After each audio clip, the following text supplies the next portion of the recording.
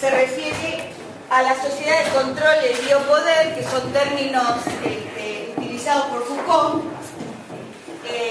y que debe ser superado. Mi hipótesis habla sobre por la insistencia en los valores propios de la conciencia histórica. Ese concepto de insistencia está relacionado con Rodolfo Busch, que es un pensador argentino-latinoamericano. Bueno, argentino, por supuesto, latinoamericano. Vamos entonces voy entonces a desplegar un poco, voy a tratar de hacerlo un poquito más breve de lo que lo pensé. Acá tenemos entonces que la filosofía del derecho, parto directamente con Hegel. No voy a explicar toda la filosofía hegeliana, sino solamente la parte que hace al espíritu objetivo, que es la parte práctica, digamos, donde se da ahí el tema del Estado. Pero aparece, como toda razón práctica, tiene que ver con tres cuestiones fundamentales que son el derecho, la moral y la eticidad. El derecho, que es, digamos, todo lo que tiene que ver con lo que nosotros conocemos de derecho. El derecho es la parte abstracta, según Hegel, porque tiene que ver con lo jurídico, con la estipulación de los derechos propios de la persona. Pero, ¿por qué es abstracto? Acá aparece precisamente el tratamiento de persona jurídica en la Declaración de los Derechos. Uno es persona en tanto y en cuanto está contenido dentro de la formulación de los derechos. Es característico de esta época darse cuenta que persona jurídica es alguien que posee patrimonio, porque ya estamos en la época moderna. O sea que el que no posee patrimonio no entra ni en el derecho ni es persona jurídicamente dicho, ¿no? Pero bueno, no es considerado desde esto. Por eso siempre, vamos a ver, en la sociedad civil ahí se gesta más o menos la plebe, o lo que no entra dentro de la formulación. La moralidad, que tiene que ver con la interiorización, la interioridad, es decir, la conciencia moral toma para sí aquellas cosas que tienen que ver con la formulación del derecho. Es decir, el derecho lo que hace es determinar cuáles son las cuestiones por las cuales nosotros, como personas jurídicas, tenemos, digamos, atribuciones o podemos tener un marco de soberanía como personas. La moralidad de esto lo interioriza, y entonces ahí viene la formulación del derecho derechos en lo que cada persona es, ¿no? En lo que cada persona entiende, en lo que cada persona de alguna manera tiene como intención de cumplir esos derechos. No sé si soy clara, cualquier cosa, después lo charlamos. Y como tercer momento, vieron que Hegel es dialéctico. Entonces está lo abstracto, que es exterior, porque es la formulación de los derechos. Lo interior, que es la conciencia, entonces exterior, interior. Eso se supera. ¿En dónde? En una formulación práctica que tiene que ver con la enticidad. Es decir, lo exterior, que es solamente abstracto, porque es la formulación del derecho. Lo interior, que es la intencionalidad de una conciencia que se da cuenta que tiene derechos y que tiene que hacer el bien. Siempre el bien se relaciona con el derecho. Y eso, entonces, ¿se supera en qué? Se supera en el plano de la acción. La acción es el estado, es, digamos, lo práctico. ¿Cómo será eso práctico? Según Hegel, porque todo es tres, ¿no? Hegel siempre tenemos que tener en tres porque es dialéctico. Entonces, el tercer momento de necesidad a su vez tiene tres momentos, que son la familia, que es el reino del amor, pero siempre desde el punto de vista moderno, es el contrato entre los padres que tienen un hijo, bueno, y ahí se da, ahí es como la enseñanza en donde la persona se da cuenta que es miembro. Este concepto de ser miembro de y no individuo y no particularidad. Pero ¿qué sucede? Esto se rompe después en la sociedad civil, porque aparece la particularidad, el individuo. ¿Se supera en dónde? En el Estado. En el Estado es, fíjense que en Hegel siempre el resultado es anterior, digamos, porque el Estado es el horizonte. ¿Y todo el horizonte qué es? Es aquello que ya nos contiene desde antes. O sea, acá tenemos un horizonte que es todo esto. Yo miro mi horizonte y a pesar de que pienso en mí, el horizonte es previo a que yo esté para acá, si no estaría en la nada. El Estado es el horizonte. ¿El horizonte qué? El horizonte ético. ¿De qué? De la familia, de la sociedad civil. Ahora vamos a explicar un poquitito más esto. Pero yo lo que quiero entender es precisamente el tema de la sociedad civil para después ver qué diferencia hay entre sociedad civil y Estado. La sociedad civil también tiene tres momentos. En las necesidades, ¿qué son las necesidades? Las necesidades es que yo tengo que vestirme, que tengo que comer, para eso ¿qué tengo que hacer? Trabajar. Entonces ahí aparece el trabajo, otro tipo de reconocimiento que no es el jurídico del derecho, sino que es el reconocimiento en tanto y en cuanto yo trabajo. Y como trabajo obtengo una identidad. Fíjense en esto que es interesante pensarlo desde el punto de vista de la desocupación. Yo soy el que trabaja. Tengo mi identidad como hombre dentro del trabajo que tengo. ¿Qué pasa cuando no tengo trabajo? No tengo un reconocimiento en tanto de lo que hago. Entonces acá aparece el tema del trabajo, que es muy importante. Esas necesidades son, después, ¿de qué manera? Están protegidas. O sea, acá tenemos, entonces, la administración de justicia, que está protegiendo ¿qué? El derecho, el trabajo, el despliegue de estos trabajadores. Pero además, esa administración de justicia, que es la fórmula, la administración de justicia no son las leyes, sino que son el conjunto de jueces, ¿no? Los dictámenes, la parte práctica de la aplicación de la ley. Entonces, ¿qué pasa? Yo trabajo. Al trabajar, ¿qué tengo? Tengo mi quinta, tengo mi dinero. Ahí empiezan entonces a aparecer los intereses de los sectores privados. ¿Qué aparecen? Aparecen los carpinteros, aparecen los panaderos, aparecen los empresarios. Cada uno de ellos se va conformando en determinado tipo de corporaciones que tienen sus derechos y que se defienden en la sociedad civil los intereses de cada una de esas corporaciones. ¿Qué pasa con esas corporaciones? Entonces tenemos las corporaciones, digamos como lo entienden, ¿no? Las corporaciones de los panaderos, las corporaciones de los, no sé, obreros o los industriales, las distintas corporaciones. ¿Qué tienen? Su administración de justicia, ¿para qué? Para que estos que van ganando con su trabajo, propiedades privadas o sus intereses totalmente individuales y privados sean defendidos por la Administración de Justicia. La Administración de Justicia lo que hace es defender los intereses de las corporaciones. Y eso, por un lado tenemos la Administración de Justicia, pero además tenemos un poder de policía que ¿qué hace? Regula las actividades de esas corporaciones. Las corporaciones son entonces el poder de la sociedad civil, que está determinado por el horizonte económico de los intereses particulares de cada una de las corporaciones, que tienen su poder de policía, su administración de justicia y su lugar y pertenencia en tanto y en cuanto encuentren un lugar en una corporación.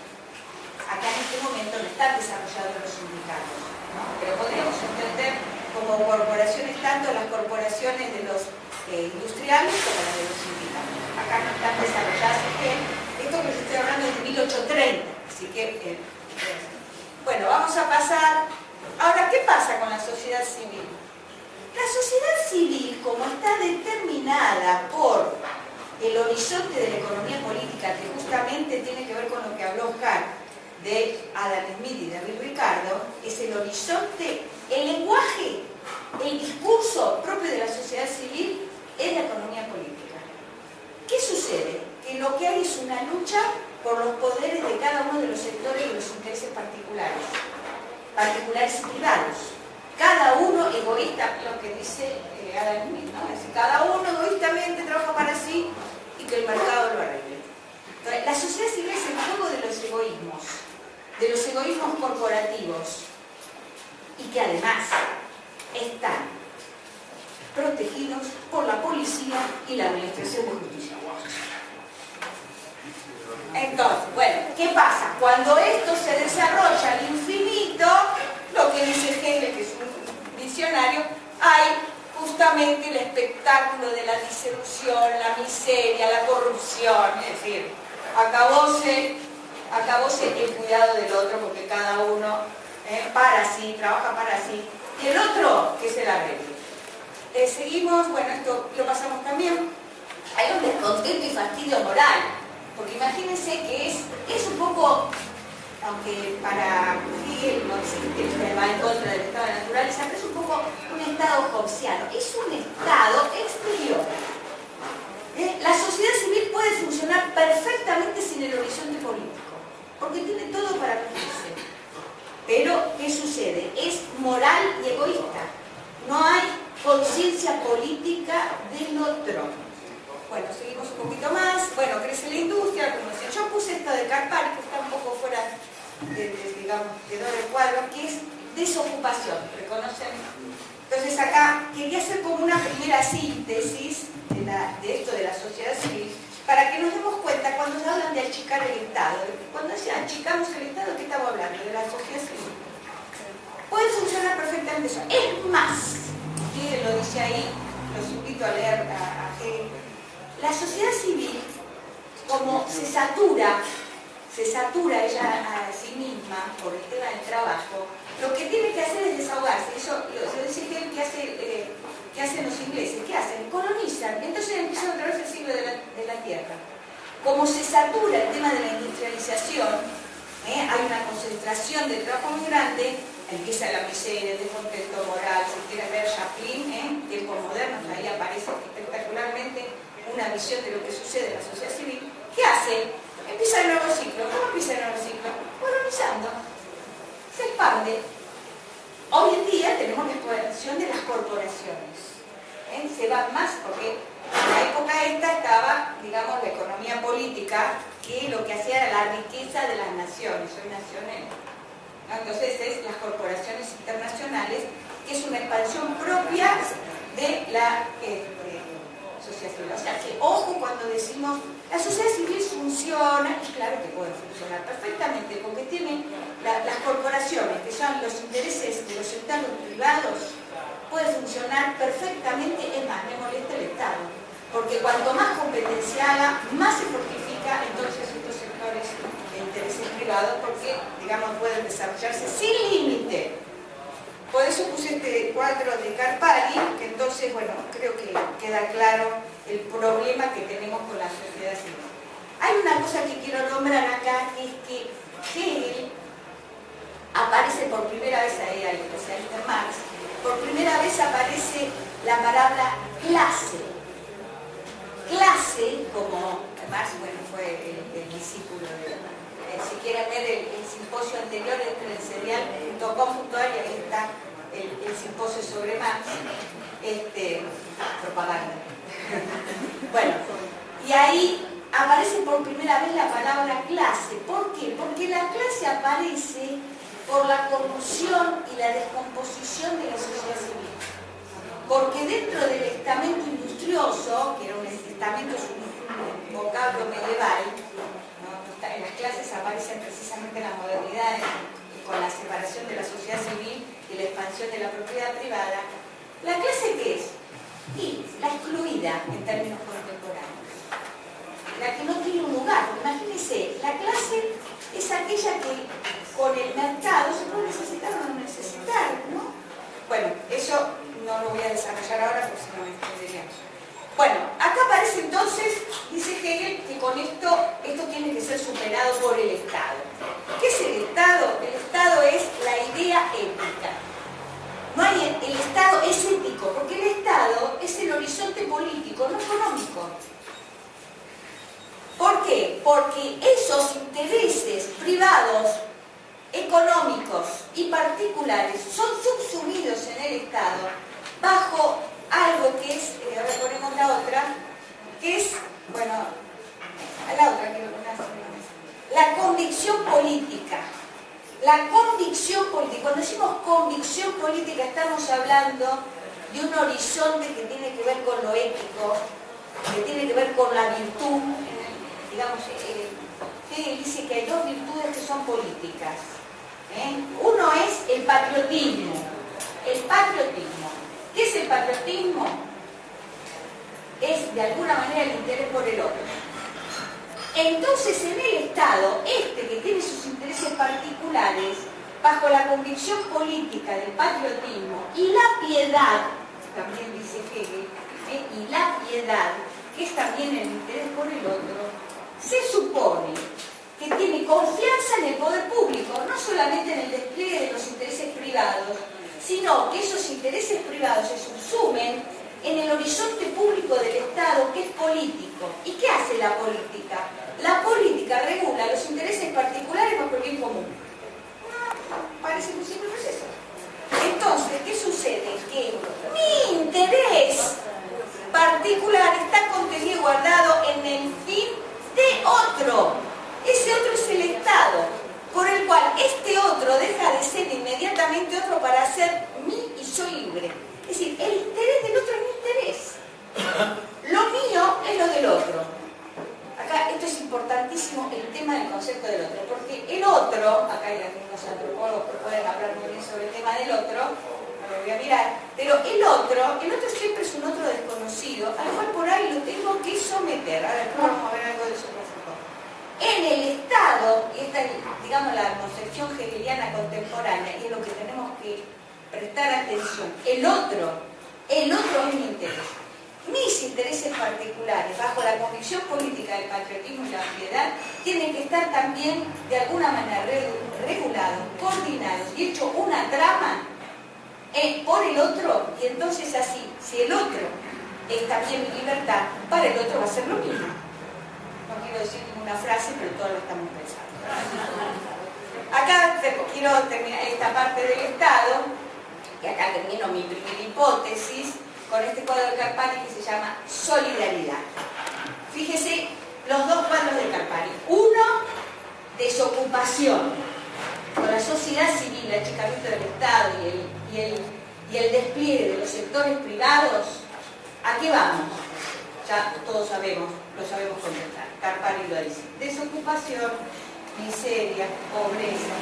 Y por el otro lado, digamos, por el horizonte de la regulación política, donde se subsumen los intereses económicos, bajo un horizonte político del bien común, solidaridad. Ahí tenemos como dos parámetros. de lo único que estoy hablando es de la ética, si quieren. Pero esa ética, la ética siempre es práctica. Bueno, acá entonces voy a hablar un poquito de Michel Foucault, que es más contemporáneo y que de alguna manera podemos entender alguna cosa que dice Foucault. Yo no soy especialista de Foucault, me metí acá un poco, pero para entender un poquitito lo contemporáneo, la situación del Estado contemporáneo. Foucault es un estudioso del poder. Saber poder, bueno, no, y define el poder así, de esta manera, que el poder es ante todo relación de fuerzas, no es coacción, sino que todos ejercemos el poder entre todos, y hay una microfísica. Pero yo quiero ir al cuadro que pone Foucault también en una de sus obras, que todo es Velázquez, que todos lo conocemos, este cuadro. Y a pesar, bueno, él habla acá del tema de la ciencia, y yo, bueno, voy a referirme, tomando de él también un poquito de eso y otra cosa más, que quiero hacer menester acerca de lo que es el poder. Vamos a describir un poco el cuadro, me voy a detener un poquitito. Ahí hay una infanta, blanca, rubia, una servidora hincada a sus pies, varios personajes secundarios, un perro en primer plano, bueno, no se ve muy bien, hay un chico que lo pisa. Atrás hay un tipo que no se sabe si sale o si entra, ¿no? Me queda medio confuso. Después está, de este lado está el pintor, que está pintando. Nosotros no vemos el cuadro que está pintando, porque está pintando supuestamente el cuadro que está pintando y que nosotros estamos viendo. Vemos al pintor. Esa mujer y ese hombre, bueno, por ahí no se ve muy bien, es ese, ¿no? El cuadro de ahí. Son el rey y la reina, que están mirando el cuadro. Es decir, Velázquez honra al rey representándolo dentro de la representación, es decir, reduplicando la representación. Porque el cuadro que miramos es obviamente una representación, pero su personaje principal, el rey, no está directamente representado, como habría ocurrido en cualquier otro cuadro, ¿no? Sino que es una representación de la representación. Es como si la verdad del cuadro residiera en representar lo representado. Porque ¿quién es el que aparece con el poder aquí? El rey. Entonces, Velázquez encontró la manera de representar la trascendencia, o otra trascendencia, porque estamos, digamos, en la modernidad, ¿no? Que es el más allá del cuadro. El más allá del cuadro es el personaje real. El personaje real por realeza. Es el rey y la reina, ¿no? Es decir, que prueba de ello es que concentra la atención y el respeto de la mayoría de los sujetos pintados, porque si ustedes ven, están mirando al rey. Todos los representados en el cuadro están mirando afuera. Nosotros, fíjense que hay como una tridimensionalidad, digamos. Hay una representación, en esa representación hay otra representación. Los que están allí nos están mirando a nosotros, que no nos están mirando a nosotros, están mirando al rey, que a su vez mira el cuadro. Y nosotros, que somos los terceros que están mirando todos. ¿Dónde está el poder? Ahí, en la primera representación, seguro que no, porque está afuera.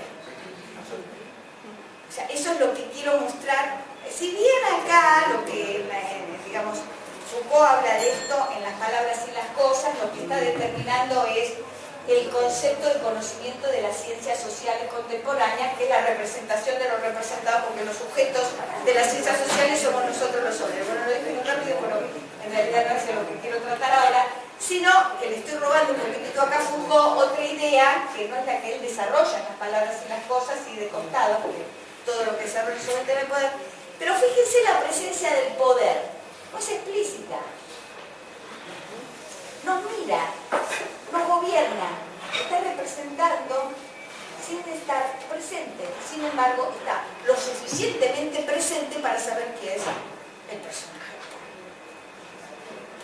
Esto es el poder. Digamos, una representación de la representación. Y por eso no es como en la época clásica, algo así, ahí está, este es el que nos domina, no es dominado, así tan rápido de decir. ¿Quién es? ¿Dónde está? Difuso. No es tan difuso porque lo sentimos, pero, digamos, está como en esa trama que es como entender este cuadro. No sé si pude ser concreta con esto, pasamos a la otra. Bueno, ¿cómo se da este poder? Este poder mediante una razón práctica que es la matriz. Foucault habla de tecnologías que es como la matriz de la razón práctica. Disculpe, pero estoy haciendo como una síntesis de Foucault, que me perdone Foucault. Digamos, están las tecnologías de producción, las tecnologías de significación, las de poder, que es la que nosotros estamos hablando, las tecnologías del shock, que al final de su obra es muy lindo, hermenéutica del sujeto, si lo quieren leer, porque es como decir, bueno, acá tengo una solución. Si quieren leerlo, los invito a leer. Y las tecnologías de gobierno. No lo voy a tratar porque no quiero. Bueno, y esas tecnologías, la tecnología, a ver, vuelve eso para atrás, me copio de acá. Ahí está. Las tecnologías de poder determinan la conducta de los individuos. Los someten a ciertos tipos de fines o de dominación y consisten en una objetivación del sujeto. ¿Qué quiere decir esto? Que la tecnología de poder me dicen quién sos. ¿Quién sos vos? Soy lo que, porque el poder, según la trama de poder en la cual me ubico, de alguna manera lo que hace es determinar mi subjetividad. ¿Quién soy? Bueno, pasamos a esta. Lo hace a través de un dispositivo, que son como redes. O sea, las tecnologías son el poder. ¿Cómo se aplica? Con las tecnologías estas distintas, ¿no? Que hemos nombrado acá. ¿Mediante qué? Mediante dispositivos. ¿Qué son los dispositivos? Es esto, funcionan como estrategias para poder, como una red para poder, hay una cita de Agamben que también trabaja el tema de la vía poder, es algo generar una red porque incluye en sí la epistema, o sea, ¿cierto? Siempre un dispositivo va de la mano, y el poder va de la mano de un saber, ¿no? ¿Qué quiere decir esto? Que determina esa situación alguien que sabe, no sé yo. Foucault, perdón que una cosita, a ver si aclara esto. Si Foucault pone un ejemplo así, si hay un puente que se está cayendo, y yo digo, este puente se puede, pues más o menos, ¿no? Bueno, esto se puede apuntalar de tal manera. Y viene un ingeniero y dice, no, hay que hacerlo así, así. ¿A quién le van a hacer caso? Al ingeniero. Bueno, esto sucede. ¿Por qué es funcional esto? Y porque el que sabe determina mi subjetividad. Y el poder siempre funciona por oposición, dice Foucault. ¿Qué quiere decir esto? Doctor, ¿tengo salud o estoy enferma? Salud. Psicólogo, ¿estoy sana o estoy loco? Loco. ¿Qué tengo que hacer? Y están los dispositivos para sacarnos y que la sociedad funcione normal, sana, limpia, sin nadie que se pase ni sexualmente ni psíquicamente. Uso los dispositivos. Un dispositivo, a ver, ponemos la otra, es el famoso, este famoso, el panóptico de Foucault, que se puede ver la verdadera forma jurídica en la quinta conferencia. Ahí está. Pasemos. El panóptico se traduce en un sistema de vigilancia y de poder ejerciéndose sobre los individuos, los cuales, a raíz de que hay alguien que siempre nos está mirando, no introyectamos la conducta. Ay, no sé por qué me está mirando, ¿no? Por ahí, si me porto mal, no sé si me está mirando o no, pero por la duda tengo miedo. Bueno, produce una conducta disciplinada. A ver esto que quedó como un efecto.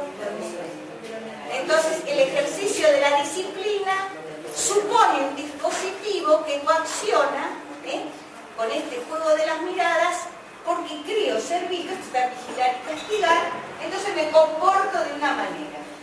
Esto es una sociedad disciplinaria, me disciplina. ¿Disciplina? ¿Qué disciplina? La cárcel, los hospitales, los hospicios, los colegios, bueno, son instituciones carcelarias, dice, ¿no? Están bien hechos. Uno va a la Facultad de Ciencias Económicas o a los colegios que se hicieron en una época, me acuerdo, son todos vidriados, o se van a otras facultades privadas que no quiero nombrar. Entonces están todas vidriadas, ¿no? ¿Y qué pasa? Hay un centro en donde puede pasar el Medellín, no sabemos qué puede pasar porque no ven, entonces nos disciplina. O acuérdense que por este juego de oposiciones, ¿no? Nos disciplinan. Esto es como exterior. A ver, seguimos. La forma disciplinaria de poder es una forma de control que hace que yo sea normalizadora, de una sociedad normal. Gracias a que... ¿Quiénes son? Los disciplinados son los normales, los chicos buenos, los occidentales y cristianos, y entonces estamos todos disciplinados. Por supuesto que acá entonces aparece esto en el siglo XVII bueno, y acá tenemos otra, digamos, bien distinta de panóptico, ¿no? La fábrica, entonces todo esto nos disciplina al comportamiento de una determinada manera. Pero esto a su vez, a ver, la otra es esta que yo pienso, bueno, acá habla de la sociedad disciplinaria, el panóptico. Hay una cosa que Foucault dice que, bueno, no creo que tenga tanto tiempo de desarrollarla, pero hay varios psicólogos acá que pueden después hablar sobre eso. El tema de el control de los cuerpos. La disciplina va por el control de los cuerpos, por eso tiene que ver con la sexualidad, con el, no sé, los docentes, la forma de cómo sentamos a los alumnos. O sea, cuando los cuerpos se disciplinan, ¿y para qué tenemos que disciplinarnos? Tenemos que disciplinarnos, tener una conducta para trabajar y producir. Esa es la cuestión. Con cuerpos disciplinados, sanos, que duermen a la mañana, fresquito, ¿qué hago? Voy a trabajar. Entonces ahí, bueno, esto sigue el mismo tema. Acá tenemos el señor que nos disciplina. Bueno, así.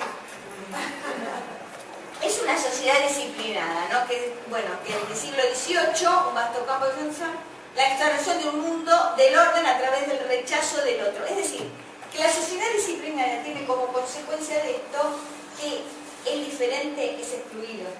Es, digamos, el otro que hablábamos del Estado, de tener el otro como mi preocupación, mi convicción política, el tema de la piedad y el patriotismo. En una sociedad disciplinada, el diferente, que tiene problemitas, señores, hay que ponerlo fuera de la sociedad. Hay que ponerlo en un hospital, en una cárcel. Acá después pusieron que hablar de tratamiento de la cárcel, que trabaja en las cárceles como asistente social. Es decir, ahí tenemos entonces el tema de sacar afuera aquello que nos puede de alguna manera contaminar. El otro, el pobre que está pidiendo ahí, hay que dejarlo afuera. Bueno, acá de Van Gogh, un cuadro de Van Gogh de la prisión. Bueno, la sociedad disciplinaria, a la vez no significa que terminamos ahí, sino que Foucault habla de otra forma, que es la sociedad, los dispositivos de control. Esto que está afuera como, digamos, el panóptico, a ver, lo vamos a hacer la pospanóptica, ¿no? Las sociedades de control es un poder descentralizado, pero bueno, se ve poco, pero que ya como que lo tenemos internalizado, ¿no? A ver, que habla del pospanóptico. Bueno, esto habla de este control, que ya no ni siquiera tenemos esa sensación de que alguien nos vigila y que alguien nos puede castigar, sino que eso lo tenemos tan introyectado en la biopolítica, en nuestros cuerpos. No necesitan poner panópticos, porque nosotros somos nuestro propio panóptico. Lo introyectamos en nuestra vida, o sea, biopolítica, en las dietas, en la forma de comportamiento. A ver, bueno, lo propio de esto es el neoliberalismo, ¿no? Que ya no importa, bueno, a ver, paremos un poquito ahí. Ya no importa tanto el tema del Estado, no importa el Estado, sino la forma de gobierno, ¿no? Es decir, gobernar no significa obligar a otros a gobernar de tal manera, sino que lograr que el gobernado haga coincidir sus deseos, sus decisiones, esperanzas, necesidades y estilo de vida con los objetivos gubernamentales fijados de antemano. No es el tema de la convicción política. A ver, lo que quiero fijar es esto. Una cosa es el gobierno, que tiene que ver con digamos, la forma y el objetivo de la administración. Y otra cosa es el Estado. En el Estado hay un compromiso de lo público. Lo público significa que todos participamos de la cosa pública. Somos una red. El hombre es un animal político. Somos en tanto que otros. Cuando hablamos acá de gobierno, ¿qué significa? Que yo me autorregulo para tener mis expectativas dentro del otro. No hay Estado. el Estado no interesa en estas formas, digamos, neoliberales, ¿no? Por eso hay, bueno, dice Foucault, pongo un poquitito ¿no? Lo importante para nuestra modernidad, es decir, para nuestra actualidad, no es entonces la estatización de la sociedad, sino lo que yo llamaría gubernamentalización del Estado. Esto es lo que quiero marcar como diferencia. Con Hegel hablábamos del Estado, acá de gubernamentalización. Si no tanto el Estado como cosa pública, sino gobernar para que los deseos y aspiraciones nuestras los tengamos introyectados de tal manera que participemos de ese poder o de ese poder. Bueno, es una forma más de vivir. Esto es el panóptico. Acá hay diferentes autores de la biopolítica, opera a través de mecanismos de seducción. Ahora vamos a ver cómo, medio de comunicación, a ver, dejar un poquitito más el anterior, el panóptico. Se realiza en la esfera privada, es operado por la empresa privada y se produce una vigilancia redundante por rendición voluntaria de la privacidad. Se normaliza y se acepta como precio de socialidad a la otra. Entonces, acá ¿en qué nos convertimos? En empresarios de nosotros mismos. Ahí viene todo el tema de la flexibilización. Nosotros somos, entonces, el sujeto económico del neoliberalismo es socio, somos socios. A ver la otra que por ahí es más clara. El empresario de sí se encuentra relajada actualmente en un conjunto de prácticas cotidianas y que tiene que ver con políticas de flexibilización, desregulación de los ámbitos de la salud, del trabajo, de la educación. Es decir, que nosotros como empresarios, cada uno de sí mismo, no necesitamos de un Estado que regule su desregularización, porque cada uno es un empresario de sí. Esto es flexibilizar. ¿Por qué? No hay Estado, hay gubernamentalización del Estado. ¿Por qué? Porque nosotros estamos en un poder que es ejercido por la biopolítica. ¿Qué hace? Tenemos introyectado este post-panóptico y nosotros somos controles de nosotros mismos. Bueno, el otro.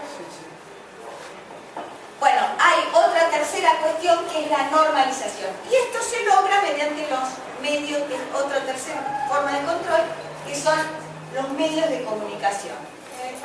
Bueno, vamos ahí, es una sociedad. Bueno, no se ve, pero es toda la basura que nos entra del televisor, normalizan. Entonces, en la sociedad de control tecnológico, informática, construyen el dispositivo disciplinario por excelencia. Estos son los de biopolítica. Bueno, pasémosla porque si no se va a hacer... Bueno, esto que me interesa poner de manifiesto es que esta sociedad de normalización, ¿cómo nos normalizamos? Nos normalizan por medio de los medios de comunicación. Pero ¿qué necesita que este empresario propio de sí mismo, este es un empresario con la flexibilización y la disolución del Estado, puede ser la achicación del Estado, necesitamos que haya riesgo, vivir en una sociedad de riesgo. Recuerden que el poder funciona por antinomia, feo, lindo, pobre, sano, insano, normal, loco. Entonces necesitamos riesgo para que esta inseguridad sea el mejor ambiente para estimular la competencia y el autogobierno. Seguimos. Bueno, acá esto llegó a este momento en donde hay una... Ya termino, para no aburrirlos tanto. Acá termina mi segunda hipótesis, en donde en esta sociedad forman en esta sociedad de normalización informática, dice, a este conjunto de fuerzas resultará conveniente, perdón, voy a leer algo que está en el texto, ¿no? Sigo en esto a Gómez Chañero, como un poder que se despliegue espectacularmente como una puesta en escena, con sus propios mecanismos y procedimientos, con sus propias valoraciones estéticas y morales. Es decir, que se retoma la noción de escena. Hay una voluntad de espectáculo. La normalización lleva, este tipo de normalización informática, es una voluntad de espectáculo. suele hacer su entrada en escena desde el momento mismo de la construcción de los escenarios. No hay, pero escuchen esto, no hay espectáculo, o sea, si el poder es un poder normalizador, en donde estamos sujetados, por eso somos sujetos, autodisciplinados, en una sociedad controlada, con este poder, este control de representación de la representación que es difícil de así. Es una escena. Y en este espectáculo, para que haya este espectáculo, necesita un escenario. No es posible sin una puesta en escena y además sin espectadores. Si el poder tiene una voluntad de espectáculo, necesita espectadores y escenario. Por lo tanto, necesita una mirada deseante. Entonces, este escenario, ¿qué quiere decir? Estamos habilitando. Cuando miramos, habilitamos esta voluntad de espectáculo, de esta normalización informática y de esta forma de control. Porque si este espectáculo no tuviera espectadores, no sería un espectáculo. El espectáculo en este sentido guarda una perversa relación con lo multitudinario. Por lo tanto, aquí saca a flote, bueno, esto sería como para charlar más, el terror primitivo. Esto tiene que ver con el circo romano, que trata, con el descuartizamiento, digamos, que trata Foucault, que se hacía antes cuando el preso tiene que estar preso y sufrir. Al preso hay que hacerlo sufrir, al loco también. ¿Por qué? Porque está esto de este bello horror, ¿no? De creo que bello no trata, pero no me refiero. Que explica la configuración política de las sociedades urbanas mediante la puesta en escena de un sacrificio fundacional. Entonces el trabajo acústico, que bueno, ya es muy tarde para trabajarla, pero que quiero decir, la resistencia es ¿para qué? Para la memoria. Sin memoria no hay identidad. Eso es resistir. Resistir con la memoria, con una conciencia histórica. La memoria es conciencia histórica. Pero no resistir, digamos, hay otra cosa que tiene que ir de la mano de esta resistencia, que es la insistencia en los valores propios de esta conciencia nacional, con la cual una convicción política sabemos que somos soberanos. La insistencia en los valores propios. Tenemos historia, tenemos identidad, aunque a veces nos la socaven, tenemos identidad. Una identidad confusa, múltiple, diversa, de multicolor, collage, pero es una identidad. Amerindia, mestizaje, africano, no sé, lo que se quiera. Tenemos identidad. Y la insistencia en los valores propios creo que es una forma de hacer un plante frente a esta normalización. No somos normales, mejor no ser normal. Insistamos en nuestros valores. Creo que esa es una forma de poder hacer, no sé, no quiero decir la palabra frente, pero es superar, en términos hegelianos, superar la normalización informática. Superar la sociedad civil, el achicamiento del Estado, con el Estado público, político, que subsuma el horizonte económico, los intereses del bien común. Superar la normalización de un poder en la existencia de valores. Y para terminar, Oscar y yo queremos pasar un pedacito que nos quedó medio así, de una película, como para cerrar esto y después empezar el debate, que es muy cortito, pero que creo que de alguna manera hay algunas cositas que son propaganda dentro de la película, pero no las podemos sacar. Un poquito más fuerte el volumen.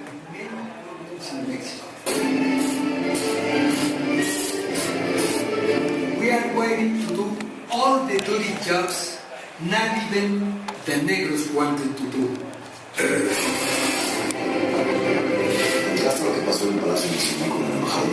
La verdad que la cagamos cuando nos gritaban y nos salimos, pero ni modo.